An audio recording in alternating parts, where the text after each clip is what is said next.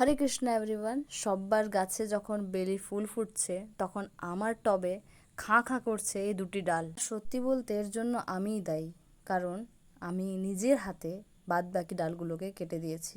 কাটবো না তো কি করব? দেখো এত পোকা গাছের পাতায়, পাতাগুলোর রংটা একবার দেখেছো তোমরা? কি অবস্থা করেছে গাছের।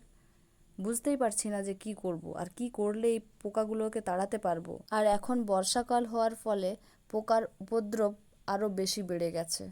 আর এই পোকার হাত থেকে তো এই ছোট ছোট গাছগুলো রেহাই পায়নি। ছোট ছোট গাছগুলোতেও পোকার আক্রমণ হয়ে গেছে। কিছুদিন আগে দেখেছি যে গাছগুলো ভালো ছিল, কিন্তু এখন দেখলাম, দেখো গাছে পোকায় পুরো ভর্তি হয়ে গেছে। কি করব? সব্বার গাছে বেলি ফুল ফুটছে দেখে মনটা তো খারাপ হচ্ছেই।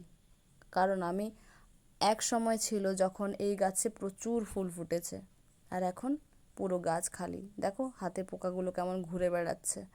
খুব খারাপ লাগছে জানো তো। তাই এই গাছগুলোকে যাই হোক করে বাঁচাতে হবে আমায়। ঠিক করলাম যে যে ছোট ছোট গাছগুলো রয়েছে পাশে পাশে, সেই গাছগুলোকে আমি একটা ছোট্ট টবে লাগাবো এবং সেই টবটিকে আমি বাড়িতে নিয়ে গিয়ে ভেতরে রাখবো।